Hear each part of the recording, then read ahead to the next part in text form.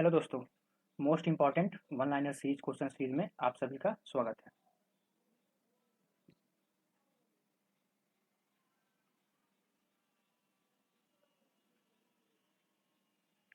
Hello दोस्तों, most important one liner question series में आप सभी का स्वागत है। इस सीरीज में हम लोग history, polity, geography, economics, physics, chemistry और बायोलॉजी के मोस्ट इम्पॉर्टेंट क्वेश्चन कर रहे हैं, जो कि आपके आने वाले एग्जाम जैसे कि 69th बीपीएससी, बिहार दरोगा और एसएससी, सीजीएल और सीएचएसएल जैसे एग्जाम में काफ़ी ज़्यादा हेल्पफुल होगा। ठीक है, तो आज हम लोग स्टार्ट करेंगे पॉलिटी का सीरीज। सबसे ये हमारा पार्ट 1 है पॉलिटी का। ठीक, इससे पहले हम लोगों ने हिस्ट्री का भी देखा है। हिस्ट्री का वीडियो प्लेलिस्ट जो है मैं पिन कमेंट सेक्शन में पिन कर दूंगा। जिन्होंने वीडियो नहीं देखा है वो जरूर जाके जरूर देख लें। ठीक है, तो चलिए आज का ये सेशन स्टार्ट करते हैं। ठीक है, चलिए आज देखते हैं सबसे हमारा जो पहला क्वेश्चन है वो क्या है। हमारा आज का पहला क्वेश्चन है, भारतीय संविधान के किस संशोधन द्वारा शिक्षा जो राज्य का विषय था उसको समवर्ती सूची में स्थानांतरित कर दिया गया था? By which amendment of the Indian Constitution, education which was initially a state subject was transferred to the concurrent list? ठीक है, तो ये जो क्वेश्चन है ना कि जो पहले शिक्षा जो था एजुकेशन वो हमारा यूनियन लिस्ट में आया करता था। ठीक है, यूनियन लिस्ट मतलब संघ सूची। संघ सूची में ये एजुकेशन जो है शिक्षा ये पहले आया करता था, लेकिन किस अमेंडमेंट के दौरान ये जो कि है इसको संघ सूची से चेंज करके इसको समवर्ती सूची में इसको स्थानांतरित कर दिया गया, मतलब कंकरेंट लिस्ट में। ठीक, तो ये क्या गया हमारे 42वें कॉन्स्टिट्यूशनल अमेंडमेंट एक्ट के मतलब 42वां जो है संविधान संशोधन जो एक्ट था 1976। ठीक है, उसके तहत इसको यूनियन लिस्ट से ट्रांसफर करके इसको कंकरेंट लिस्ट में ला दिया गया। ठीक है, दूसरा हम लोगों ने देखा, इसका आंसर देखते हैं। आंसर क्या है? 52 मतलब 42वां संशोधन अधिनियम एक्ट के तहत 1976 के तहत इसको यूनियन लिस्ट से चेंज करके कंकरेंट लिस्ट में लाया गया। ठीक, अगर यूनियन लिस्ट की बात की जाए, अगर संघ सूची की बात की जाए तो इसमें हमारे 100 विषय हैं, 100 सब्जेक्ट। ठीक है, अगर समवर्ती सूची की बात की जाए तो इसमें हमारे 52 विषय हैं और एक राज्य सूची है। राज्य सूची मतलब स्टेट लिस्ट, उसमें हमारा कितना है? उसमें हमारा 31 सब्जेक्ट है। ठीक है, तो आप लोग याद रखेंगे 100, 52, 152 और 61 मतलब 61। ठीक, आप लोग इसका स्क्रीन शॉट लेना चाहते हैं तो ले सकते हैं। 42 अमेंडेड एक्ट। चलते हैं नेक्स्ट क्वेश्चन पे। हमारा अगला क्वेश्चन है, अध्यादेश जारी करने की राष्ट्रपति की शक्ति कहाँ से ली जाती है? The power of the president to issue ordinance is taken from. ठीक, अगर ऑर्डिनेंस की बात की जाए तो ये जो ऑर्डिनेंस है इसको हम लोग अध्यादेश बोलते हैं और ये किसके समान होता है? या सिमिलर टू एन एक्ट। जो हमारे जो कार्यपालिका है, पार्लियामेंट है, जो वो एक्ट बनाती है वो इसके समान है। अब ऑर्डिनेंस प्रेसिडेंट कब लाता है? वो मतलब काउंसिल ऑफ मिनिस्टर, COM के एडवाइस पे, मतलब सलाह पे, जो कि प्रेसिडेंट हमारा ऑर्डिनेंस लाता है, अध्यादेश लाता है। ठीक, तो जो ये ऑर्डिनेंस लाने का जो पावर है प्रेसिडेंट के पास, राष्ट्रपति के पास, वो कहाँ से ली गई है? तो ये ली गई है हमारे गवर्नमेंट ऑफ इंडिया एक्ट 1935 से। ठीक है, मतलब भारत सरकार अधिनियम 1935 से जो है ये ऑर्डिनेंस मेकिंग पावर जो है प्रेसिडेंट को मिला है। अगर 1935 की बात की जाए तो इससे जो हमारा भारत का जो जुडिशियरी है, जुडिशियरी मतलब न्याय तंत्र जो है, न्याय तंत्र भी यहीं से इसकी उत्पत्ति होती है। ठीक है, तो गवर्नमेंट ऑफ इंडिया एक्ट से ऑर्डिनेंस मेकिंग पावर की उत्पत्ति और जुडिशियरी की उत्पत्ति भी यहीं से होती है। ठीक है, आप लोग इसको याद रखेंगे। नेक्स्ट चलते हैं, हमारा नेक्स्ट क्वेश्चन है, BR अम्बेडकर को संविधान सभा के लिए किस प्रेसिडेंसी से चुना गया था? ठीक, from which presidency BR Ambedkar was elected to the constituent assembly? तो अगर कॉन्स्टिट्यूएंट असेंबली की बात की जाए तो ये इसमें हमारे 389 मेंबर्स थे। ठीक, और इसमें जो भी थे यह इनडायरेक्टली इलेक्टेड थे। ठीक, इनडायरेक्टली इलेक्टेड। ठीक, तो जो कॉन्स्टिट्यूएंट असेंबली था वो हमारा उसमें 389 मेंबर और इनडायरेक्टली इलेक्टेड मेंबर्स थे ये सब, ठीक है। और ये जो कॉन्स्टिट्यूएंट असेंबली था इसमें भिन्न प्रकार के मतलब डिफरेंट रिलीजन से, डिफरेंट कास्ट से, अलग जेंडर के, मतलब कास्ट जाति हो गया, जेंडर मतलब लिंग हो गया, और रिलीजन जो है मतलब कि जो लोग अब हिंदू मुस्लिम मुसलमान सिख ईसाई वो, और फिर अलग अलग सेक्शन से कॉन्स्टिट्यूएंट असेंबली में हमारे मेंबर्स को चुना गया, ठीक है। तो जो बी आर अम्बेडकर थे जो कि ये हमारे ड्राफ्टिंग कमेटी के भी हेड है, मतलब कि प्रेसिडेंट थे, तो इनको किधर से किस प्रेसिडेंसी से चुना गया, तो इनको चुना गया था बॉम्बे प्रेसिडेंसी से, ठीक। बॉम्बे बॉम्बे प्रेसिडेंसी से बी आर अम्बेडकर को कॉन्स्टिट्यूट असेंबली में चुना गया था, ठीक। आप लोग आंसर दे सकते हैं बॉम्बे प्रेसिडेंसी, ठीक। स्क्रीनशॉट आप लोग दे सकते हैं। चलते हैं नेक्स्ट क्वेश्चन पे। हमारा नेक्स्ट क्वेश्चन है मौलिक कर्तव्य की अवधारणा किस देश से ली गई है। The concept of fundamental duties are taken from which countries, ठीक है। तो फंडामेंटल ड्यूटीज की अगर बात करें तो हमारे इंडियन कॉन्स्टिट्यूशन में, हमारे भारतीय संविधान में इसकी जो संख्या है वो हमारी 11 फंडामेंटल ड्यूटीज जो है, ठीक है। और इसकी अवधारणा की बात कर रहे हैं कि किस देश से ये ली गई है, तो ये ली गई है यूएसएसआर से, मतलब रसिया, ठीक। अभी वर्तमान में तो रसिया है, ठीक। यूएसएसआर रूस, ठीक है। चलिए नेक्स्ट क्वेश्चन देखते हैं। नेक्स्ट क्वेश्चन हमारा क्या है, हमारा अगला क्वेश्चन है मूल रूप से हमारे संविधान को कितने भागों में विभाजित किया गया है। Originally into how many parts our constitution is divided. अगर मूल रूप से बात की जाए तो हमारा जो संविधान है उसको 22 पार्ट में, मतलब 22 पार्ट्स में इसका विभाजन हुआ है, लेकिन वर्तमान में इसका जो है वो 25 पार्ट्स है, ठीक है। तो क्वेश्चन आप लोग ध्यान से पढ़िएगा। अगर क्वेश्चन आए कि ओरिजिनली अगर इंडियन कॉन्स्टिट्यूशन को कितने भाग में बांटा गया है, तो उसका आंसर हो जाएगा 22। अगर वर्तमान में बात की जाए तो उसका आंसर हो जाएगा 25, ठीक। तो ये हमारा सा आंसर 22 पार्ट्स, ठीक। नेक्स्ट चलते हैं। हमारा नेक्स्ट क्वेश्चन है हमारे संविधान का कौन सा अनुच्छेद संघ को राष्ट्रीय आपातकाल के दौरान राज्य में कानून बनाने की शक्ति देता है।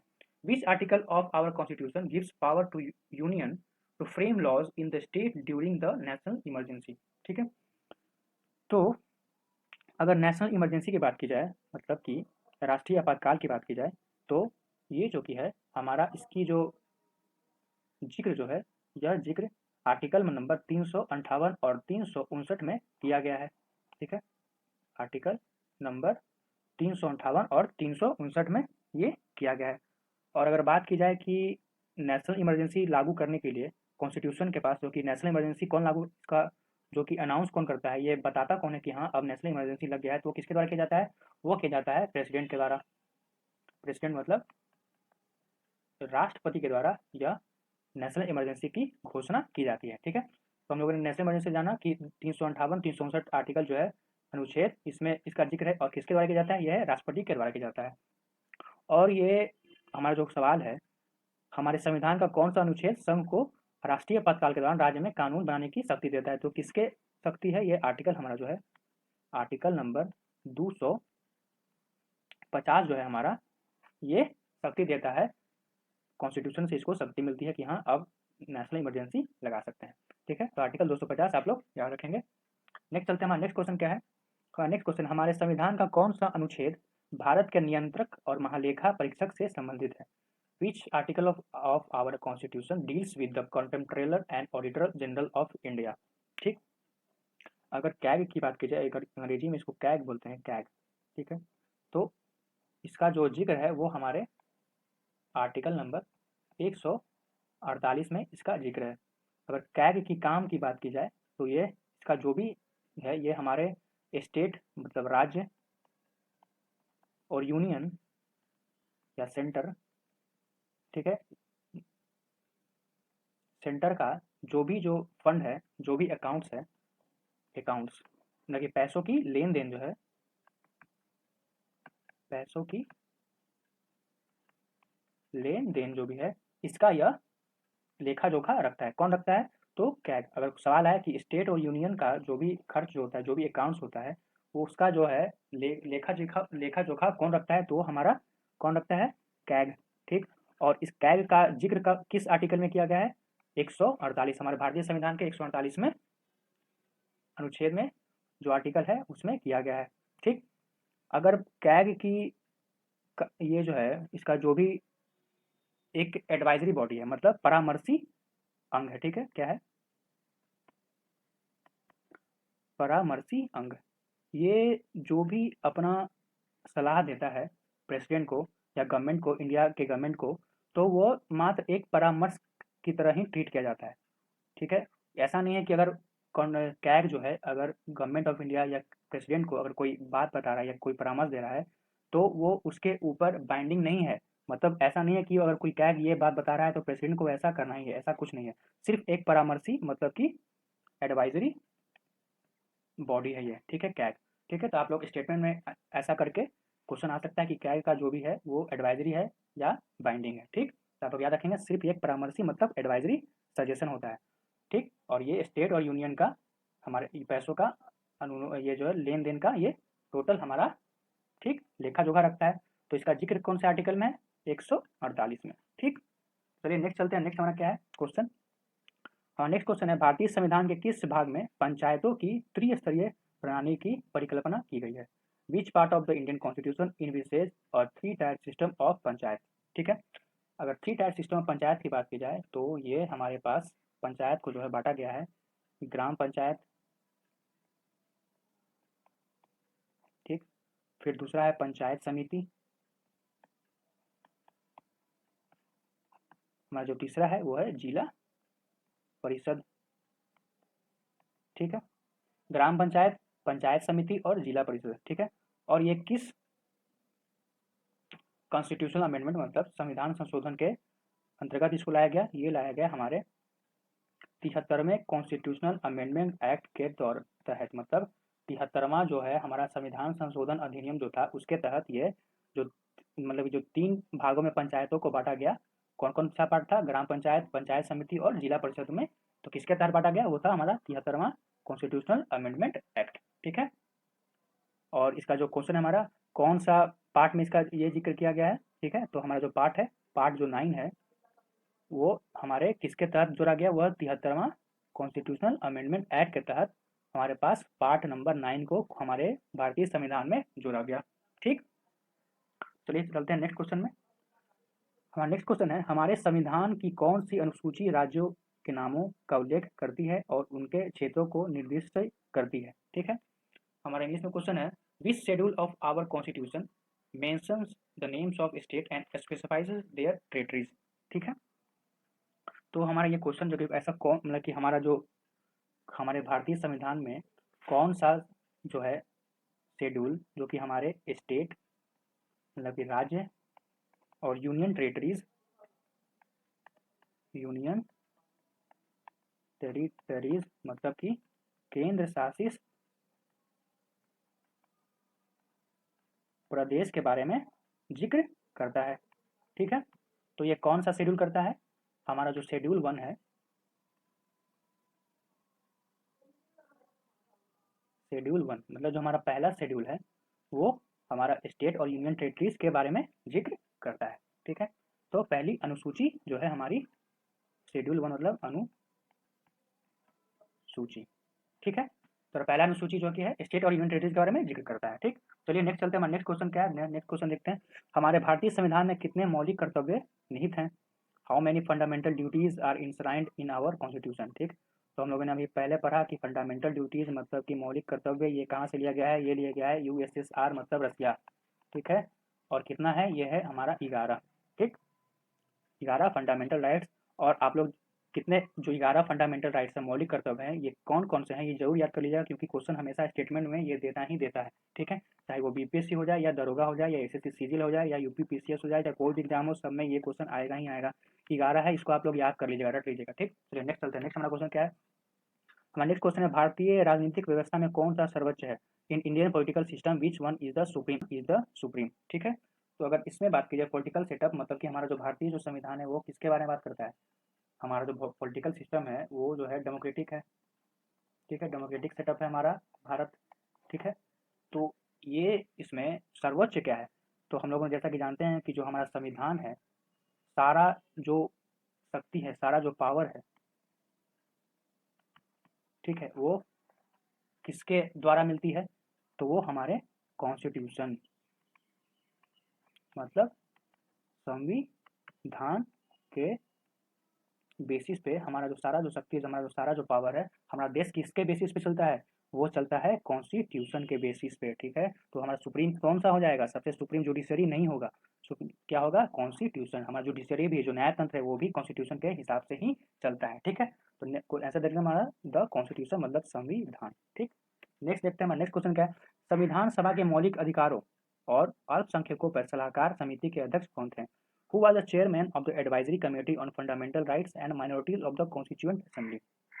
ठीक, तो हमारा जो है इसमें चेयरमैन कौन थे, हमारे मौलिक अधिकार और अल्पसंख्यकों के सलाहकार समिति के अध्यक्ष कौन थे, हमारे सरदार पटेल। ठीक है, अगर ड्राफ्टिंग कमेटी जो हमारा जो संविधान जो बनाया गया, ड्राफ्टिंग कमेटी के बारे में, तो उसमें कितने मेंबर्स थे, कितने सदस्य, टोटल जो है वो 7 सदस्य थे। ठीक है, और हम लोगों ने देखा कि कॉन्स्टिट्यूएंट असेंबली में कितने मेंबर्स थे, वो थे 389, जो कि बहुत अलग अलग डिफरेंट कास्ट, रिलीजन और सेक्शन से उनको इनडायरेक्टली इलेक्ट किया गया। ठीक, तो हमारे जो क्या होगा आंसर सरदार पटेल आंसर हो जाएगा। ठीक है, नेक्स्ट चलते हैं, हमारा नेक्स्ट क्वेश्चन क्या है। किसी दोषी को किसी विशेष अदालत में दोषी सिद्ध के बाद दी जाने वाली हिरासत को क्या कहा जाता है। ठीक, हमारा इंग्लिश में क्वेश्चन है, the detention which is granted to a convict after conviction in a particular court is. ठीक है, मतलब ये क्वेश्चन जो बोल रहा है कि अगर कोई इंसान को अगर किसी जुर्म के तहत अगर पुलिस उसको अरेस्ट करती है, ठीक है, तो वो जो उसको जो सज़ा मिली, अदालत उसको सज़ा सुनाने के बाद उसको सज़ा देती है। ठीक है, तो वो सज़ा क्या कहलाता है। ठीक है, तो मतलब कि अगर सपोज इसको क्वेश्चन को देखा जाए कि सपोज कीजिए एक नाम है, अगर उसको वो पुलिस अरेस्ट करती है, फिर उसके बाद उसको वो कोर्ट में ले जाती है और कोर्ट उसको एक मतलब सज़ा सुनाती है। सज़ा सुनाने के बाद जो भी पुलिस उसको जो डिटेन करेगा, उसको जो रखेगा, जेल में बंद करेगा, ठीक है, तो उस सज़ा को क्या कहते हैं। ठीक है, तो उस सज़ा को हम लोग कहते हैं निवारक हिरासत मतलब प्रिवेंटिव डिटेंशन।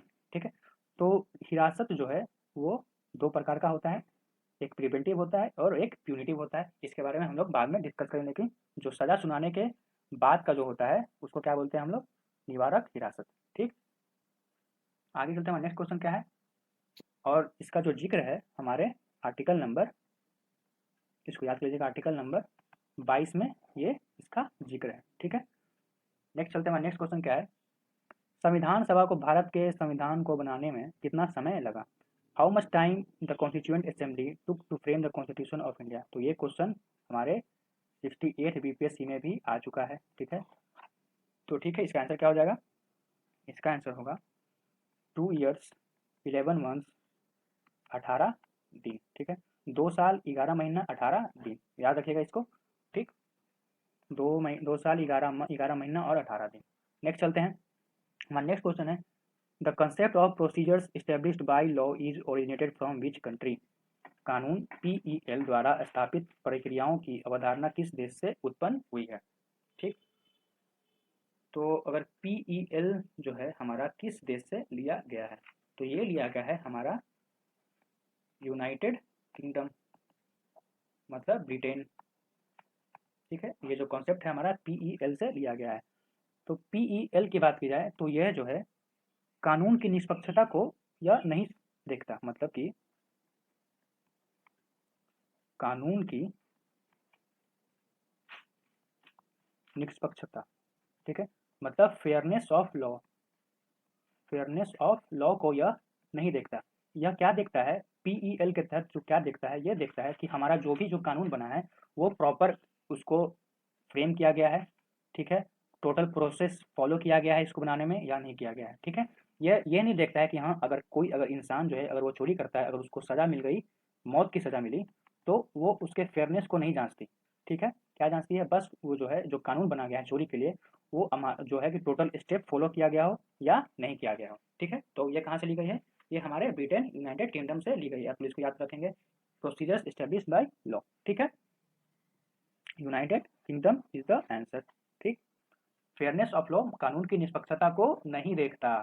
आप लोग इसको ध्यान रखिएगा, ठीक। और नेक्स्ट क्वेश्चन है, मौलिक अधिकार जो केवल नागरिकों के लिए उपलब्ध है और विदेशियों के लिए नहीं, ठीक। The fundamental rights which are available to only citizens and not to foreigners, मतलब ऐसा कौन सा जो फंडामेंटल राइट्स है वो सिर्फ जो है हमारे सिटीजन्स को मिला है। सिटीजन्स मतलब भारतीय नागरिक को, भारतीय नागरिक को ही मिला है, ना कि फॉरेनर्स को, विदेशियों को नहीं मिला है।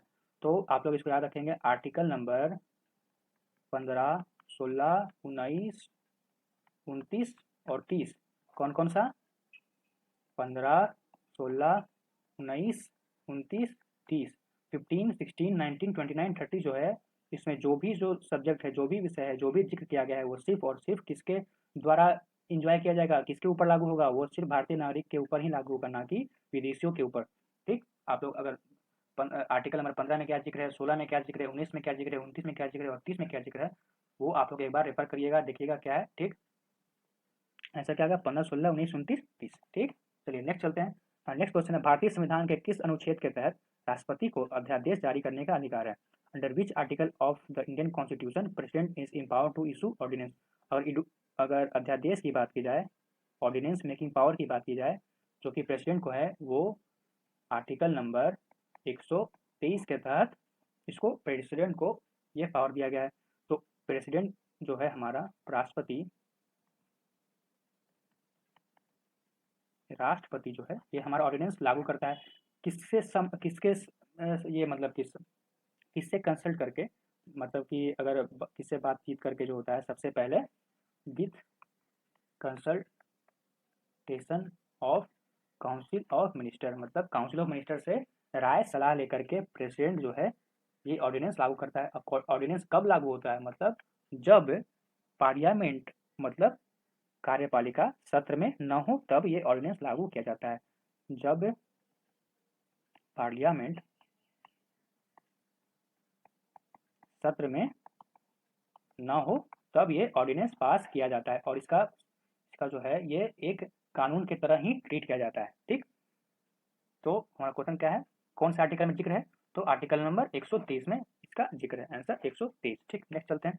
नेक्स्ट है हमारे संविधान के किस अनुच्छेद में राष्ट्रपति को शपथ का उल्लेख है? Which article of our constitution mention the oath to president? हमारे जो प्रेसिडेंट को ओथ मिला जाता है, दिया जाता है, वो कौन से आर्टिकल में मेंशन है? तो वो है आर्टिकल नंबर 60 में, ठीक है। ओथ जो है शपथ का उल्लेख है, और किसके द्वारा दिया जाता है वो है CJI, मतलब भारत के मुख्य न्यायाधीश,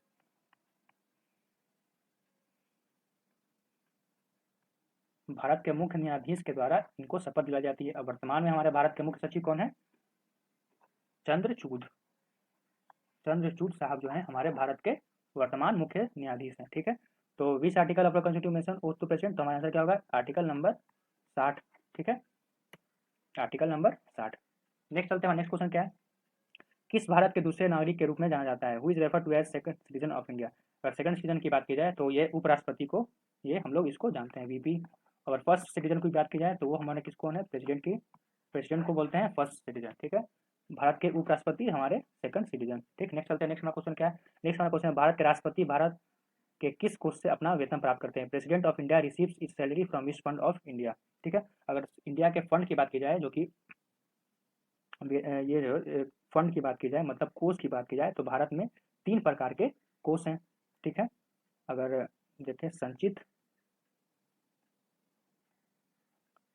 निधि, ठीक है, आकस्मिकता निधि और सार्वजनिक निधि,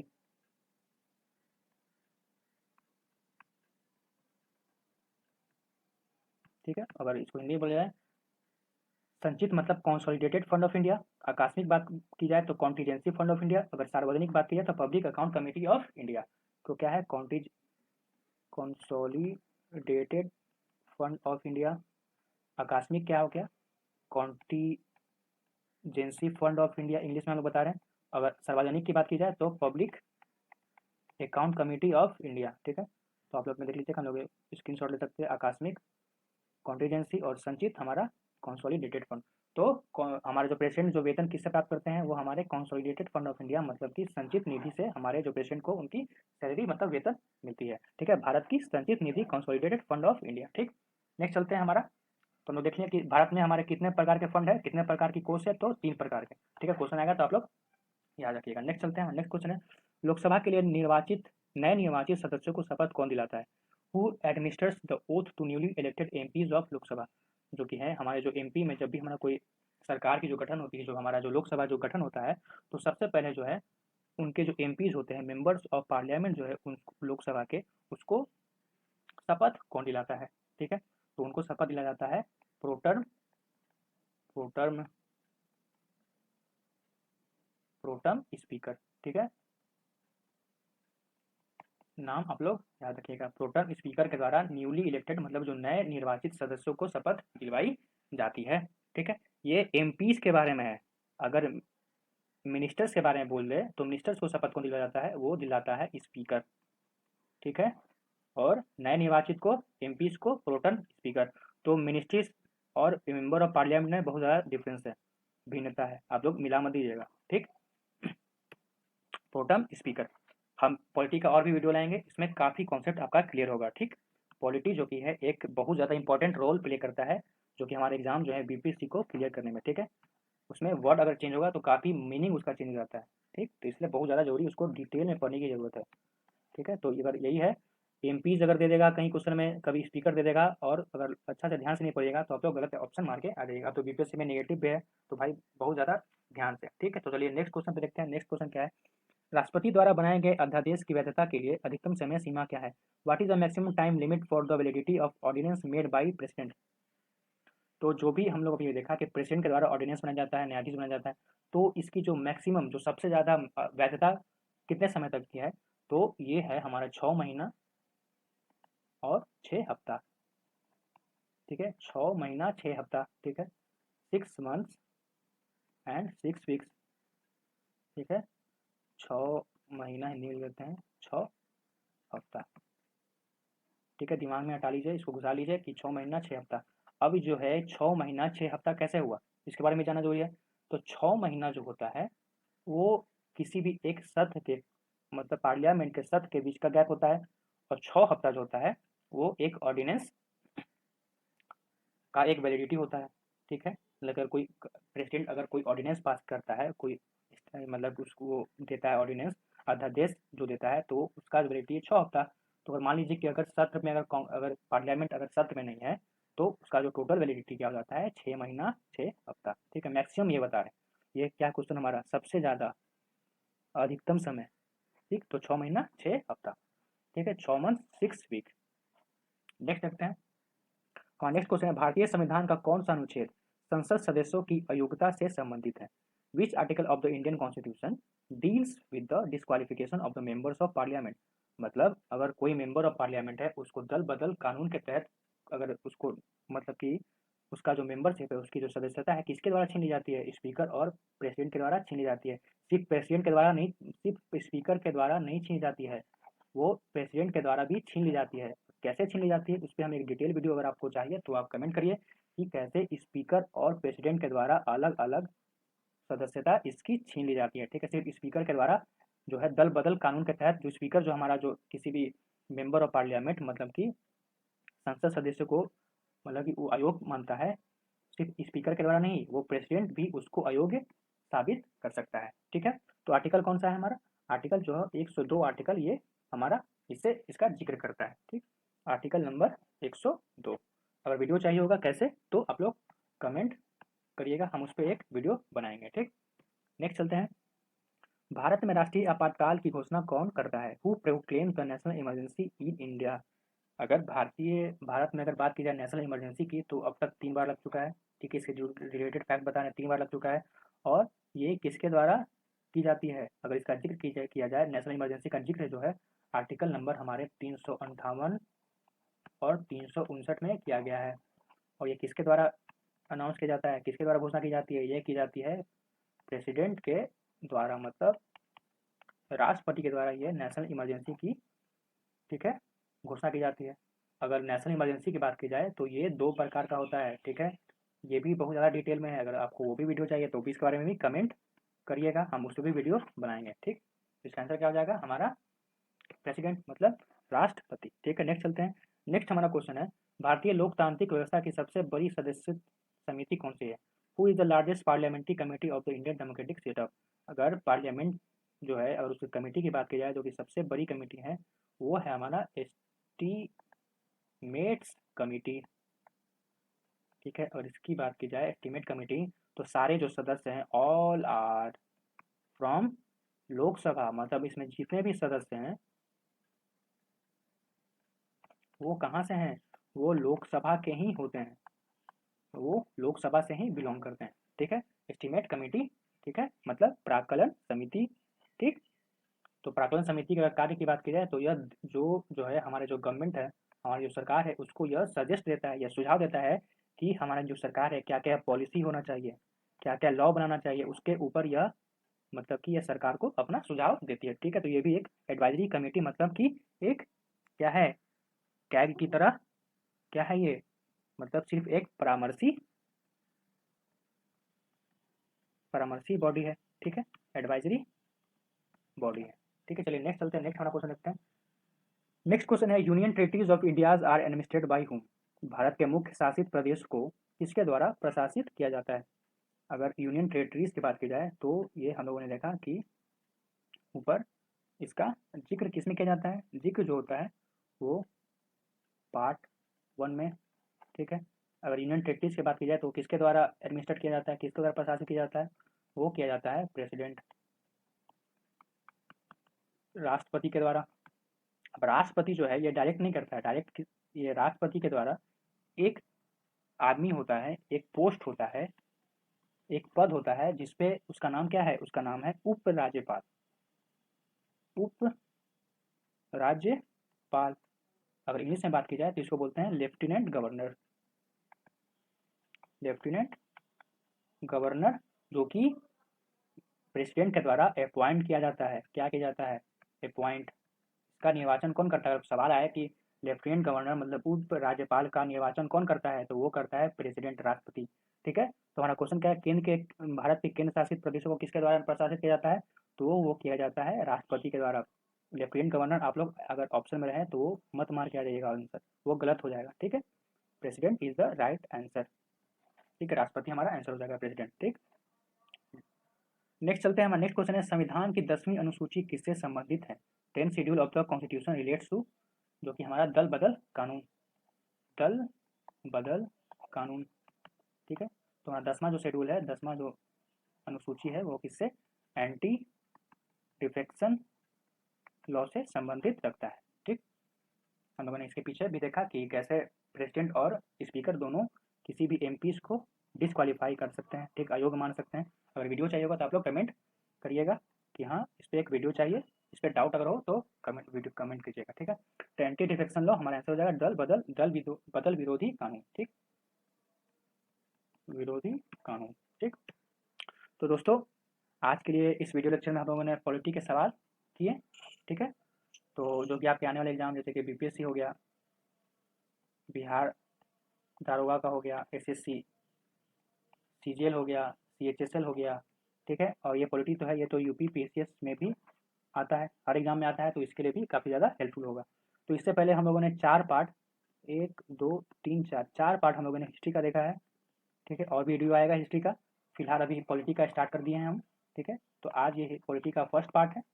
तो आपको ये वीडियो अगर अच्छा लगा हो तो लाइक करिएगा और सब्सक्राइब कीजिएगा और अपने दोस्तों में शेयर भी कीजिएगा। ठीक है, अगर कोई डाउट हो, कोई अगर टॉपिक समझ में नहीं आ रहा हो तो वो आप लोग कमेंट करिएगा, हम उस पर वीडियो बनाएंगे। ठीक है, तो आज के लिए बस इतना ही दोस्तों, तो मिलते हैं हम लोग नेक्स्ट वीडियो में। तब तक के लिए धन्यवाद, टेक केयर।